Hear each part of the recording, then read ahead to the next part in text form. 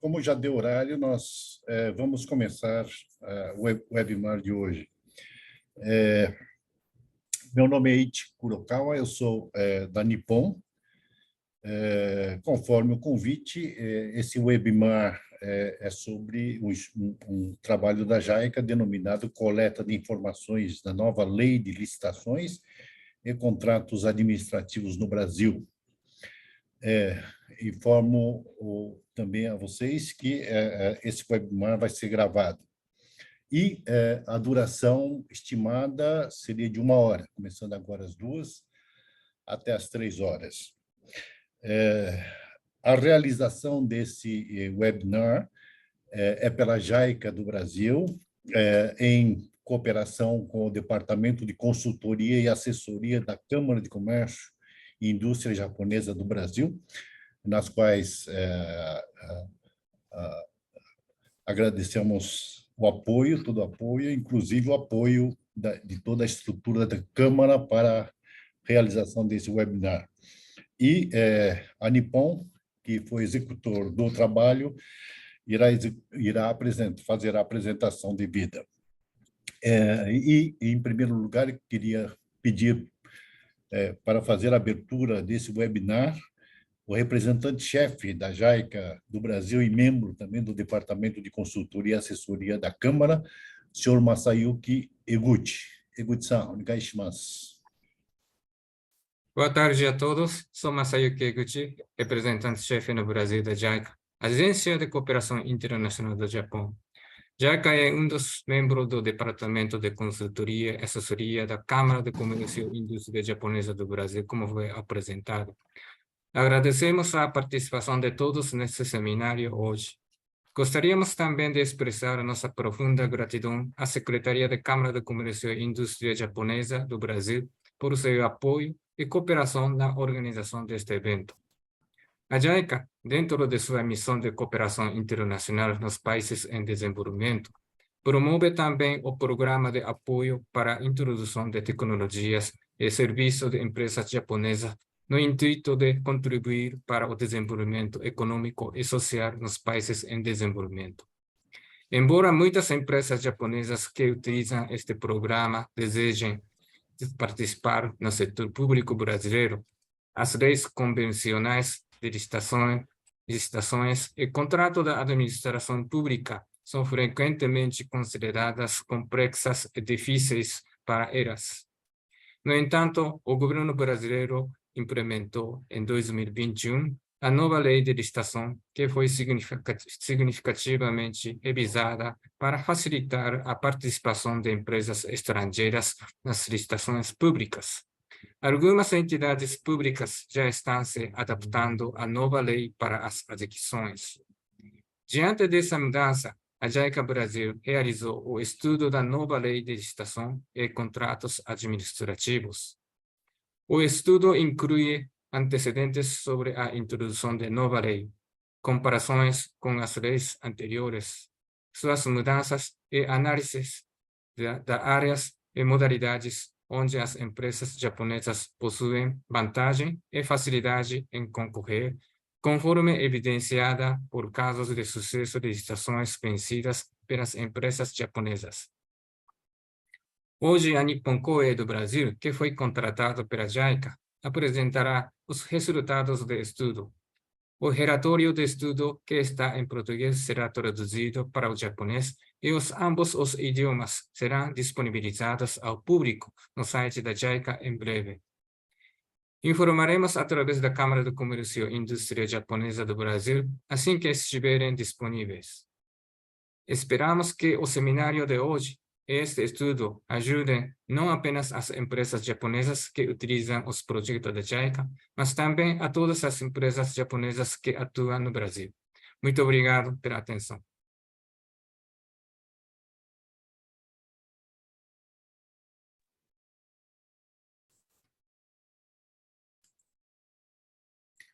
Agradecemos a palavra do senhor Masayuki Eguchi, representante-chefe da JICA e também membro do Departamento de Consultoria e Assessoria da Câmara. Passaremos, então, em seguida, para a apresentação do estudo em si. que está basicamente dividida em dois segmentos, né? Uma na parte mais de licitações em si, que vai ser apresentado pela a engenheira Rayane, e, posteriormente, uma análise sobre e considerações sobre oportunidade de empresas japonesas à luz, então, da nova lei de licitação que será apresentado pelo advogado Eduardo Kurokawa. Só quero informar também que, além desses dois especialistas, participaram do estudo vários outros especialistas, e se houver alguma dúvida, posteriormente, na parte de perguntas e respostas, eu pediria a especial participação deles também para eventuais respostas. Então, podemos começar. Eu vou pedir para a Rayane apresentar a sua parte. Rayane.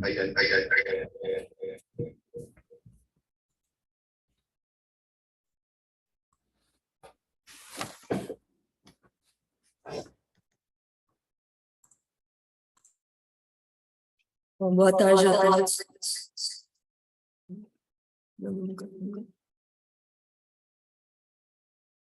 Boa tarde a todos. Meu nome é Ayane Miranda e irei falar sobre a parte de legislação, né, desse estudo.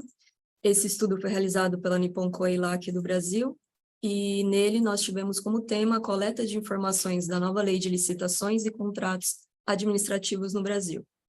Esse estudo teve como serviços de consultoria e tivemos como objetivos analisar e comparar as leis de licitação públicas, além disso, analisar também o mercado estimado para contratações públicas e ainda analisar os casos bem-sucedidos de empresas japonesas em licitações públicas no Brasil. E ainda tivemos alguns outros produtos elaborados no decorrer deste estudo. Não tem problema. Bom, primeiramente, nós tivemos uma análise da situação das leis de licitação no Brasil, e nós temos a legislação em vias de revogação e a legislação a ser mantida. A nova lei de licitações e contratos administrativos, ela está embasada em 3 leis fundamentais, que são a Lei de Licitações e Contratos Administrativos, a Lei do Pregão e a Lei do Regime Diferenciado de Contratações. Dentro dessa legislação em vias de revogação, nós temos ainda a Lei das Estatais, que irá permanecer juntamente com a nova Lei de Licitações e Contratos Administrativos. Essa lei em revogação seria revogada até dia 31 de março de 2023. No entanto, nós tivemos uma medida provisória que prorrogou este prazo. Nessa legislação em vias de revogação, nós tivemos uma análise das dificuldades, das debilidades e fortalezas. Na questão de debilidades, nós tivemos 4 itens, né? Nas dificuldades, nós tivemos também 4 itens e fortalezas 3 itens. Em relação à debilidade de lapso temporal, a gente observa que a lei em revogação ela é muito antiga, né? Já tem mais de 30 anos, então ela não acompanha a complexidade e dinamismo do mercado atual. Por isso, a gente necessita de uma nova regulamentação. É só uma pergunta, os slides não estão passando, não sei se você está passando só um até agora. Vocês estão vendo debilidades, dificuldades? Não. Não, é só o primeiro, conforme ela falou. Só o primeiro? Só um minuto. Tá passando? Não. Talvez tenha que compartilhar novamente o arquivo, colocando ela no modo de slide. Mantenha-se à direita. Agora sim. Mantenha-se à direita. Foi? Agora foi. Está na segunda. Passa para o terceiro, só para a gente ver. Foi para o terceiro? Pode para o terceiro, só para a gente ver se vai mudar. Mantenha-se à direita. Em seguida, mantenha-se à direita. Não mudou. Não mudou. Se fizer no modo slide. Só um minutinho que a gente já vai compartilhar. Beleza. Mantenha-se à direita. Em seguida, vire à direita. Vou para o próximo. Ok. Eu acho que todos estão vendo o segundo slide. Agora o terceiro. Agora tá na. Agora foi terceiro. certo. Uhum. Ah, certo. Bom, em relação à legislação em vias de revogação, nós temos as debilidades, as dificuldades e as fortalezas. Em debilidades, nós temos 4 itens, dificuldades também 4 itens e fortaleza 3 itens. Então, em relação à debilidade, primeiramente a gente tem um lapso temporal, né? Que é o quê? Nós temos uma lei que está em revogação e foi publicada há mais de 30 anos. Então, ela não acompanha a complexidade e o dinamismo do mercado atual. Então, por isso, a gente precisa de um novo regulamento que torne as compras públicas menos burocráticas e morosas. Em um segundo item, a gente tem o combate à corrupção, né? Com a lei em revogação, a gente não tem nenhuma previsão legal para combater atos ilícitos e corrupção, e isso propicia uma corrupção sistemática.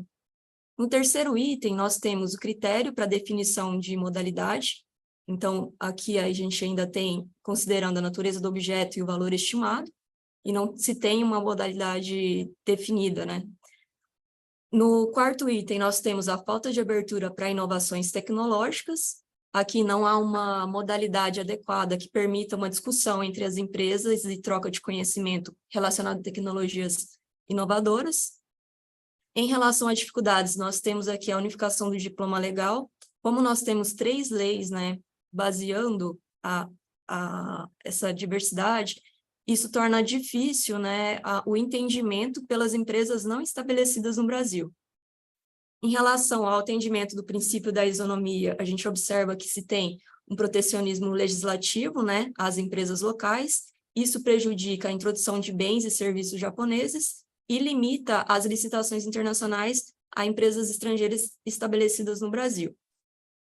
Em relação ao atendimento de princípios de celeridade e economia, a gente observa que existe uma burocracia e morosidade, né, que desestimula a participação de novos licitantes e gera custos excessivos, tanto para a parte de administração pública quanto para os licitantes. Em relação à garantia de qualidade técnica, a gente não tem uma previsão legal, né, para garantia dessa qualidade técnica em serviços e obras de alta complexidade. E nós temos também fortalezas, né? Não só debilidades e dificuldades. A gente tem a questão das licitações eletrônicas, né? Que foram introduzidas pela Lei de Licitação Pública, incluindo a inversão de habilitação e unificação da fase recursal.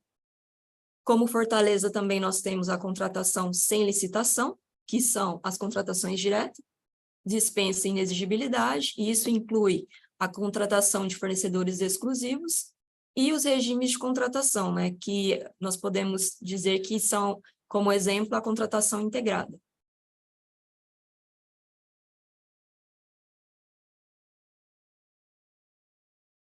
Bom, a nova lei de licitações, ela foi publicada em 2021, e ela teve um período, aí, um intervalo, para que fosse absorvida, né, e implantada em todos os órgãos de administração pública. Esse período foi de 2 anos, e, no entanto, foi editada uma medida provisória prorrogando a validade até 30 de dezembro dessas leis em vigência. Após essa medida provisória, nós teremos 2 leis de contratações públicas que serão válidas, que serão a Lei de Estatais e a nova Lei de Licitações. E essa nova Lei de Licitações, ela terá 3 objetivos básicos, né, que a gente poderia dizer: assegurar a seleção de propostas mais vantajosa e o tratamento isonômico, evitar as contratações com sobrepreço e superfaturamento ou preços inexequíveis, e incentivar a inovação e desenvolvimento nacional sustentável.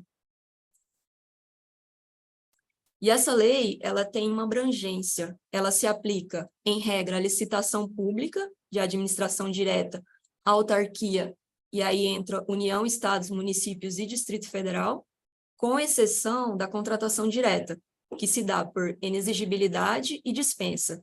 Na inexigibilidade, a gente tem todos os entes, e a dispensa, ela abrange também fundação administrativa, legislativa e judiciária, os fundos especiais e entidades controladas. Existem também os casos especiais, onde a gente tem repartições sediadas no exterior, com regulamento próprio, recursos de agências ou organismos internacionais, reservas internacionais com ato normativo do Banco Central, e essa nova lei de licitações, ela não se aplica em regra a empresas estatais regidas pela Lei 13.303, e exceto disposições penais, critérios de desempate e pregão. A nova lei de licitações, ela traz 5 modalidades de licitação, que são concorrência, pregão, concurso, leilão e diálogo competitivo.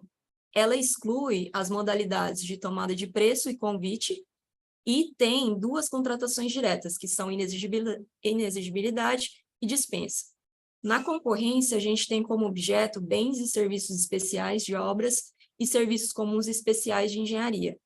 No pregão, tem obrigatória a aquisição de bens e serviços comuns, incluindo serviços comuns de engenharia. No concurso, trabalho técnico, científico ou artístico.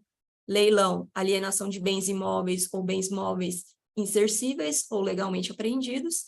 E uma novidade é o diálogo competitivo, onde nós temos obras, serviços e compras que envolvam principalmente inovação técnica ou tecnológica e um produto otimizado. E é interessante, o critério de julgamento do diálogo competitivo, ele tem critérios objetivos a serem definidos no edital, né? Para a concorrência, a gente tem o menor preço, e no pregão a gente tem o menor preço ou de maior desconto, concurso melhor técnica ou conteúdo artístico e leilão maior lance. Bom, nós elencamos neste estudo 10 principais inovações introduzidas pela nova lei de licitações. Em relação à participação de empresas estrangeiras, né? Nós temos, por exemplo, a questão da unificação do diploma legal, que vai facilitar o entendimento, né, das empresas estrangeiras. Temos também a questão de empresas com e sem subsidiárias no Brasil, podendo participar de licitações. E também temos a questão de quando adjudicada, a empresa estrangeira, né, ela deve cumprir requisitos legais como cadastro no SICAF, a criação de CNPJ e ter um representante legal. No segundo, nós temos as regras de compliance, né? Principalmente aqui uma inovação é a criação de linhas de defesa, que aqui nós teremos a fiscalização de contratações e contratos públicos, né? E também a criação do Portal Nacional de Contratações Públicas. Em um terceiro item, nós temos a modernização do sistema de contratação pública, e aqui nós temos principalmente a questão das licitações por sistemas eletrônicos, que é introduzida pela Lei de Licitações, e também a criação de cadastro único de fornecedores.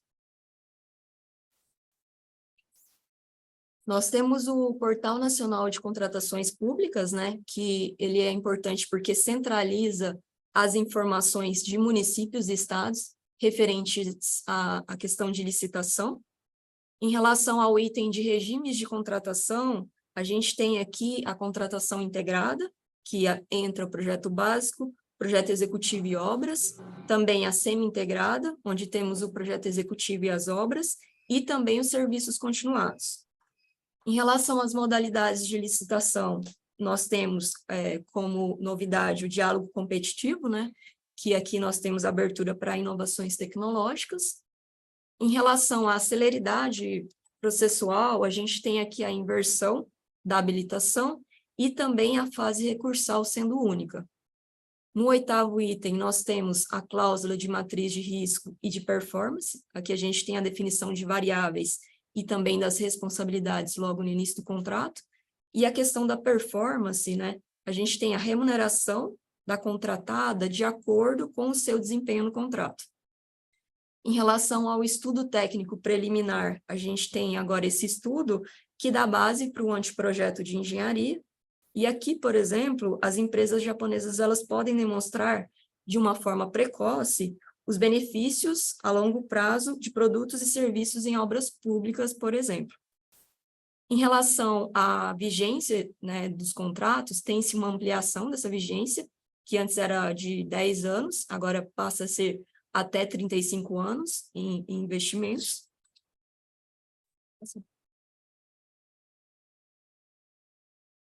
E nesse estudo, nós fizemos também um comparativo entre as leis. A gente fez uma análise entre as leis vigentes, lei de licitação, pregão, e comparando com a nova lei de licitações, para cada item, jurisdição, modalidades, critérios para definição de modalidade, e assim por diante. Deixa eu Passar. Passar. E aqui, em relação aos impactos da nova lei de licitações em acordos bilaterais e multilaterais.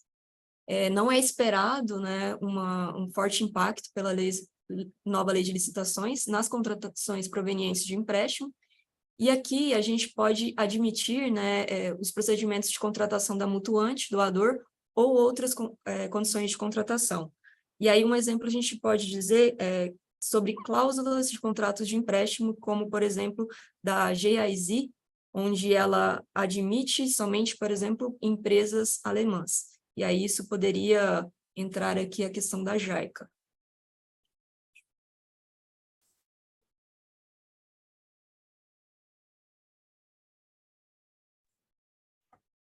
Boa tarde, eu sou o Eduardo.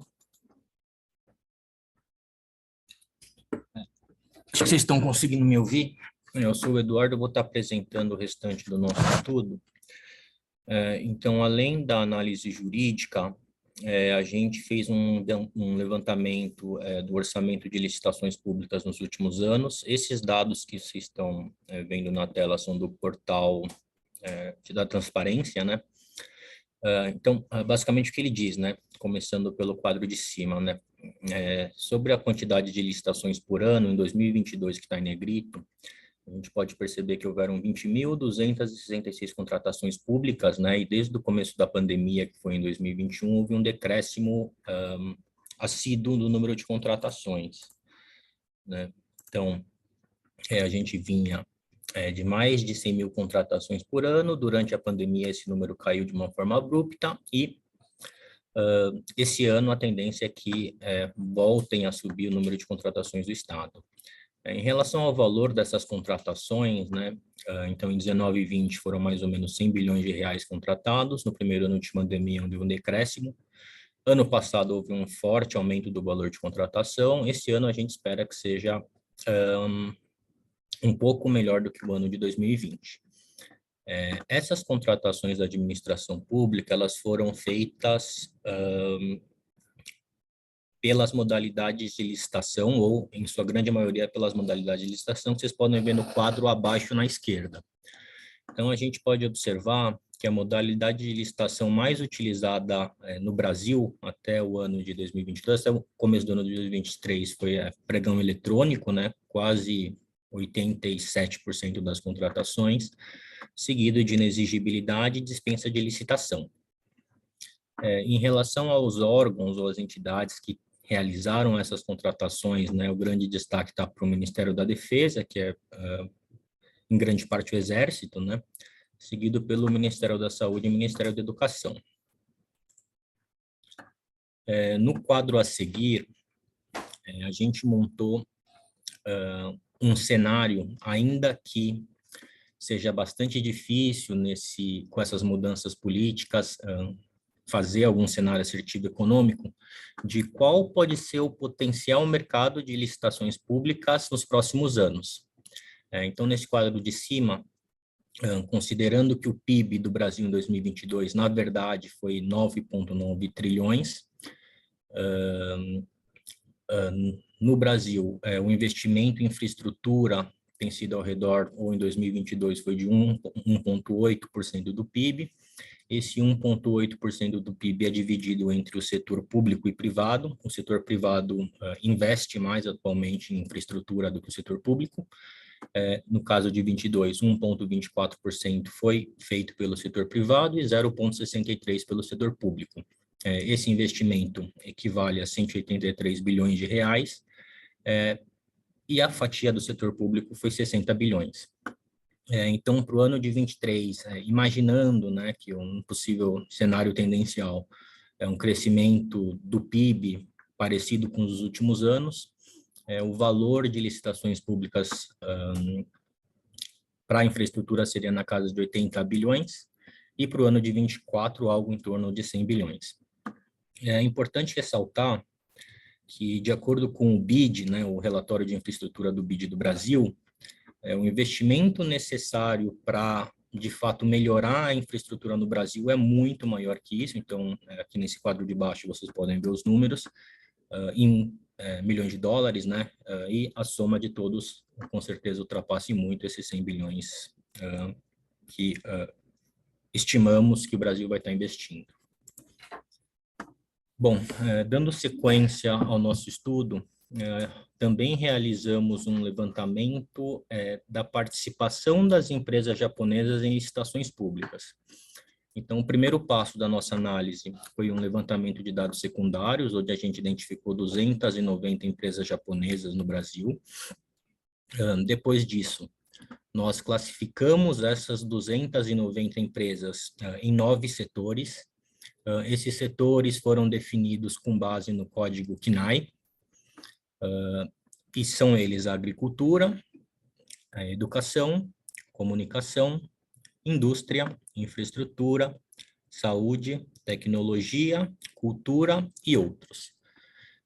Depois disso, nós fizemos uma análise geral setorial, demonstrando as fortalezas e debilidades de cada uma das empresas japonesas em cada um desses setores, e, por fim, selecionamos 11 empresas representativas para demonstrar, numa análise fofa detalhada, qual é o mercado que as empresas japonesas poderiam explorar ainda mais.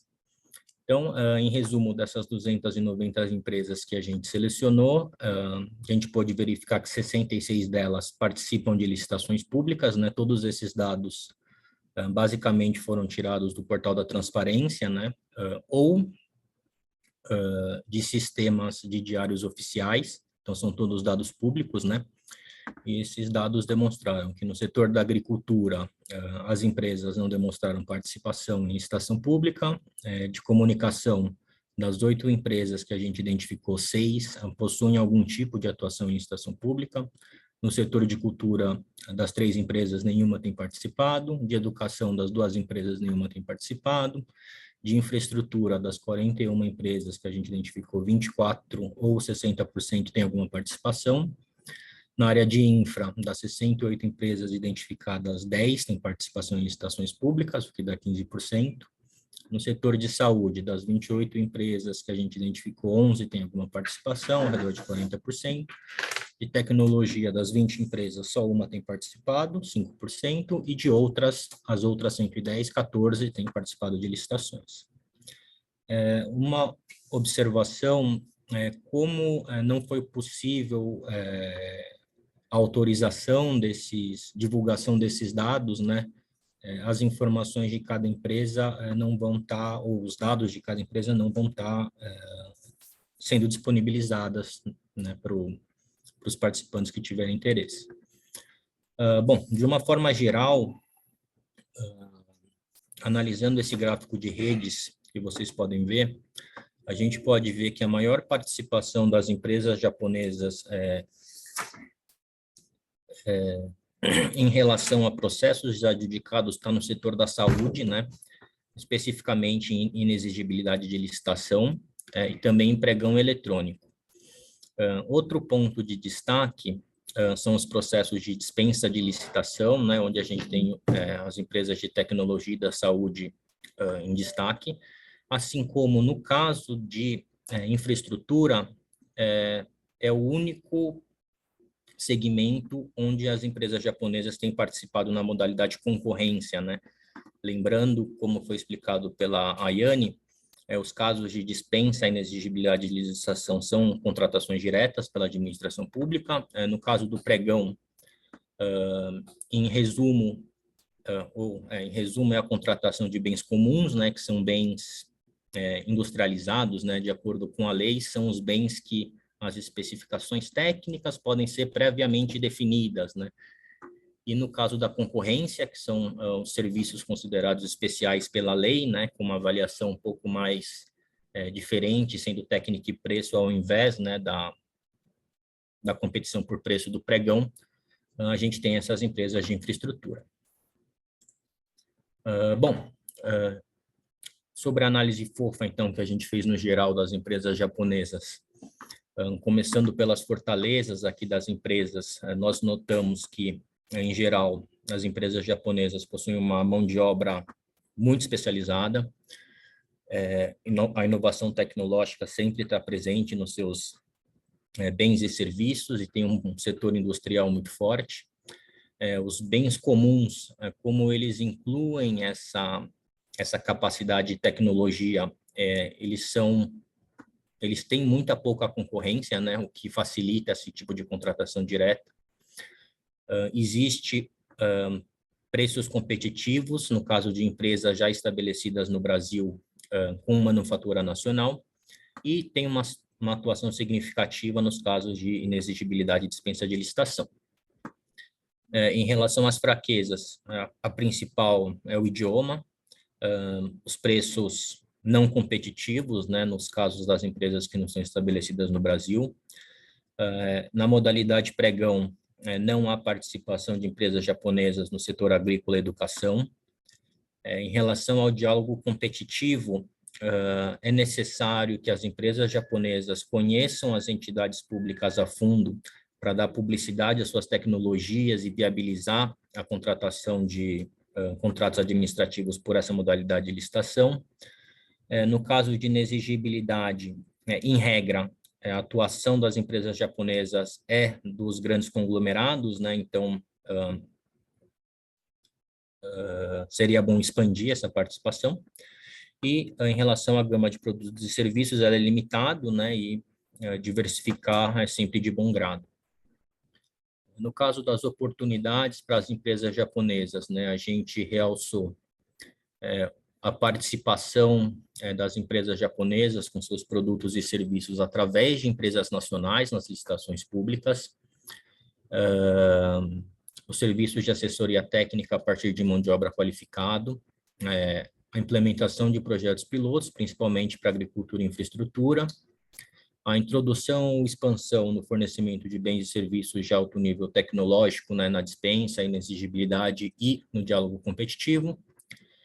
Na modalidade de concorrência, os bens e serviços em componente de obras, monitoramento e manutenção de infraestrutura, principalmente nos contratos de eficiência, né, e nos estudos técnicos, porque nesses tipos de contratação, ainda que o valor unitário do bem ou serviço japonês possa estar um pouco acima dos concorrentes brasileiros, como esse contrato ele é pago de acordo com a performance, né, da contratada, a gente acredita que ao médio e largo prazo, esses componentes japoneses, com certeza, possuem maior viabilidade que os concorrentes nacionais. E os bens e serviços exclusivos, né, o que significa com pouca competitividade em todos os setores. Em relação às ameaças, tem o entendimento da legislação aplicável, principalmente para as empresas, né, japonesas não estabelecidas no Brasil, que não têm muita familiaridade, né, com a nossa legislação, as alterações no ambiente jurídico regulatório, as tecnologias de outros países asiáticos ou europeus que podem ter uma eficiência similar à nossa, a dificuldade em mapear as oportunidades, né, principalmente para as empresas não estabelecidas no Brasil. É um processo bem difícil, né, você buscar editais em outra língua e assim por diante. O tempo hábil para os trâmites burocráticos após a adjudicação da licitação, principalmente para as empresas não estabelecidas. Em relação ao diálogo competitivo, né, como não existe caso prático no Brasil ainda com essa modalidade, ainda é difícil da gente mapear de uma forma concisa esses riscos. Bom, por fim, rapidamente, os outros materiais que a gente desenvolveu no decorrer do estudo, né? Então, o estudo também incluiu a abordagem conceitual e histórica dos antecedentes para a criação da nova lei, a indicação e análise de sistemas pagos ou gratuitos, né, para busca de editais de licitação, o diagnóstico das leis da lei das estatais, o detalhamento e explicação sobre como obter cada um dos documentos de habilitação numa licitação pública, a explicação detalhada do processo de estabelecimento de subsidiária local, a descrição sobre a operação prática, né, de uma licitação pública na nova lei, os comentários sobre status operacionais da implantação e da aplicação da nova lei, um handbook sobre operação em licitações públicas e uma cartilha de recomendações para as entidades e empresas japonesas. E, bom, isso é tudo da minha parte. Muito obrigado.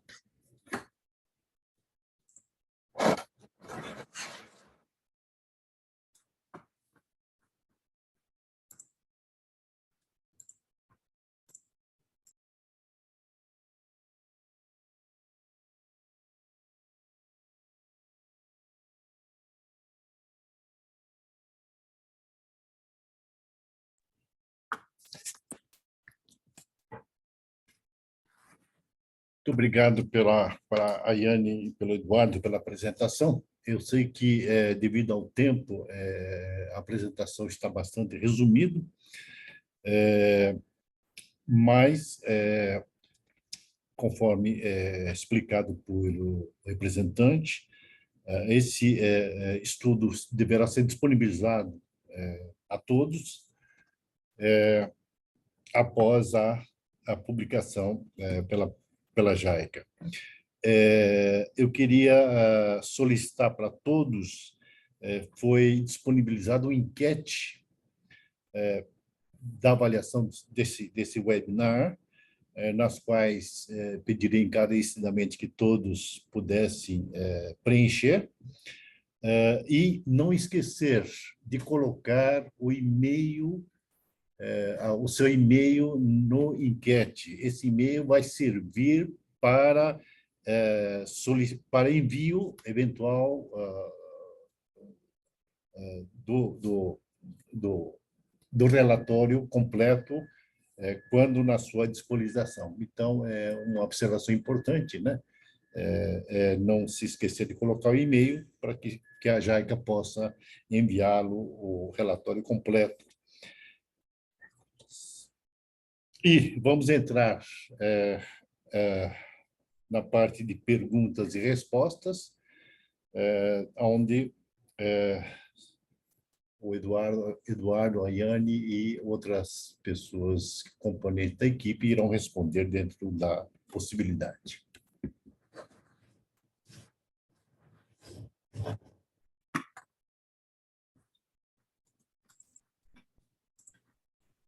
Alô, boa tarde, vocês me ouvem?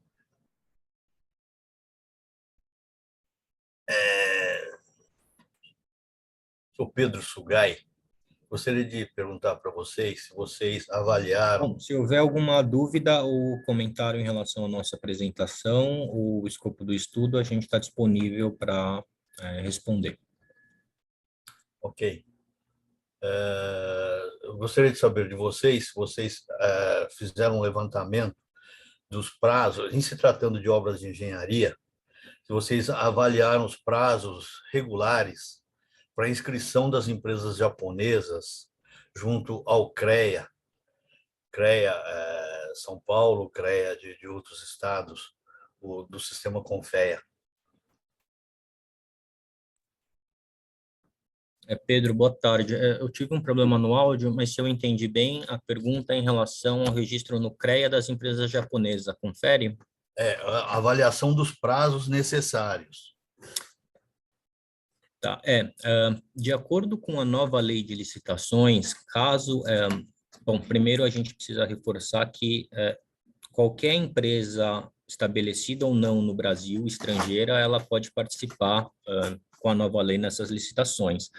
No caso das empresas estrangeiras que não estão estabelecidas no Brasil, a lei permite que sejam apresentados documentos equivalentes do país de origem. Então, não haveria essa obrigatoriedade no momento da licitação para a empresa japonesa apresentar o CREA.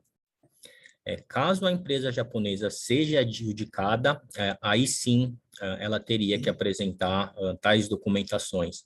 A lei, na verdade, ela não é explícita, informando um prazo após a adjudicação do começo do contrato, assim como a Lei 866 também não era.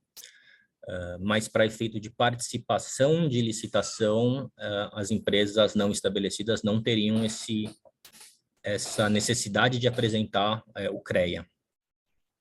Não sei se isso responde a sua pergunta. Isso esclarece em parte, né?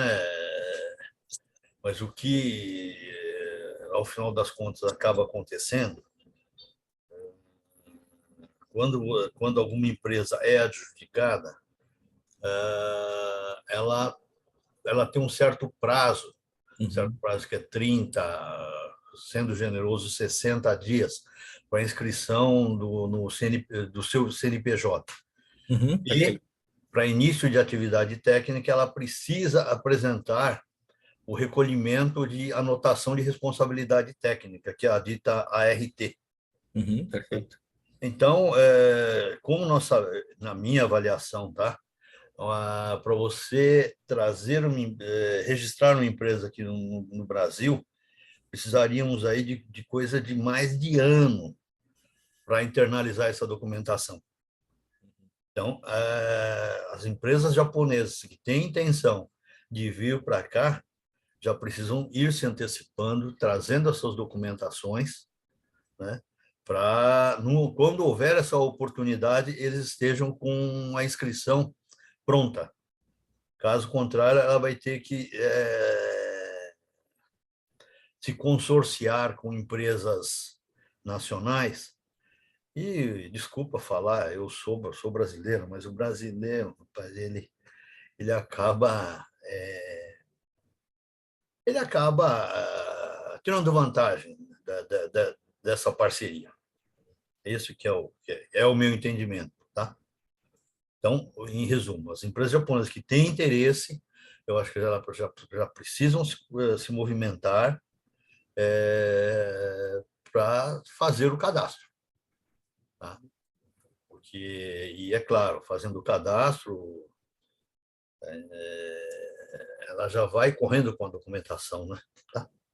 Só um pouco. Perfeito, Pedro. Estou de acordo com os seus comentários. Inclusive, dentro do nosso relatório final para a JICA, nós sugerimos, né, para as empresas que tenham interesse em participar desse mercado de licitações públicas que tenham um apoio de um advogado local ou de uma empresa local que ajude, né, para conseguir toda essa documentação. Cristiane, vi que você está com a mão levantada, você quer aportar algum comentário? Olá, boa tarde a todos. Sim, eu tenho uma pergunta para a Rayane no que diz respeito à inversão de habilitação. Só para esclarecer o que seria essa inversão de habilitação, por gentileza. Bom, vamos lá. Cristiane, a nova lei de licitações, assim como na lei do pregão, ela acaba invertendo a fase de habilitação de documento das empresas, o que significa que, de acordo com a nova lei, após a administração pública receber os envelopes de habilitação, técnica e preço, eles deixam de, num primeiro momento, avaliar a habilitação de todas as empresas para iniciar a avaliação pela técnica e o preço. E depois a habilitação só vai ser avaliada da empresa primeira colocada. Na prática, né, isso significa que caso você participe de uma licitação pública que tenha 20 concorrentes, a administração vai deixar de avaliar essas 20 empresas, a documentação dessas 20, só para analisar uma. Então, isso traz como consequência uma celeridade processual. Entendi. E aí, se realmente essa empresa não cumprir com os requisitos, daí eles partiriam para a segunda hipótese. Perfeito. Ok, obrigada. Mas isso, só outra pergunta, mas isso não impede que, assim, a regra continua sendo a mesma. Todas devem apresentar, só não vai ter essa análise inicial. Ou não, apresentaria só depois?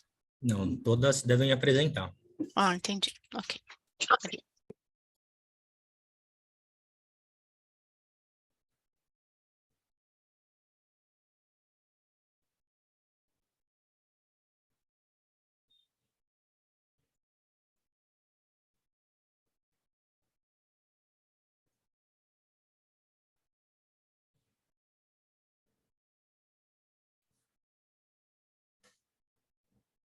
Outra pergunta é se vocês vão compartilhar esse material com a gente.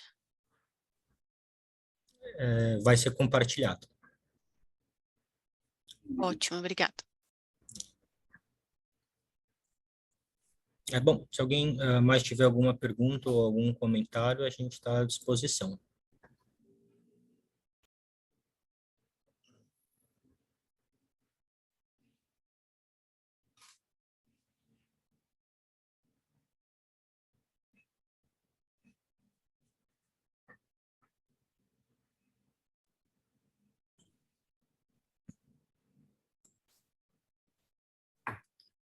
Obrigada, então, pessoal. Mais alguém? Alguma mais dúvida? Temos ainda um pouquinho mais de tempo.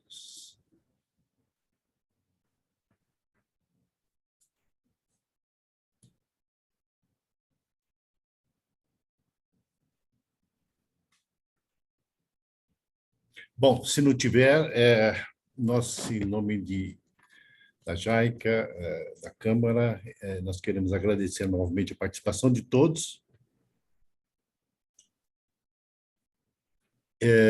E reforçando mais uma vez de não esquecer de preencher o enquete com o seu e-mail para que a JICA possa disponibilizar o relatório completo posteriormente.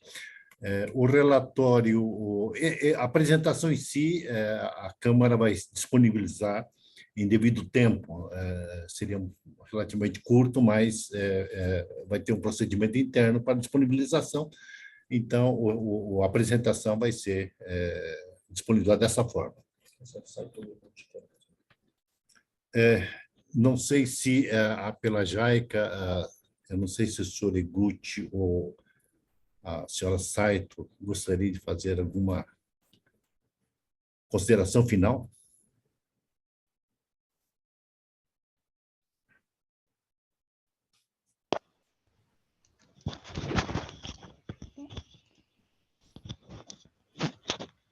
Só queria agradecer, né, pela participação de todos e pela apresentação da Nippon Koe e pelo estudo e apoio da Câmara de Comércio pela realização desse webinar. Muito obrigada. Muito obrigado, Saito-san. Então, nós queríamos dar por encerrado esse webinar, agradecendo novamente a participação de todos. Uma boa tarde a todos. Até logo.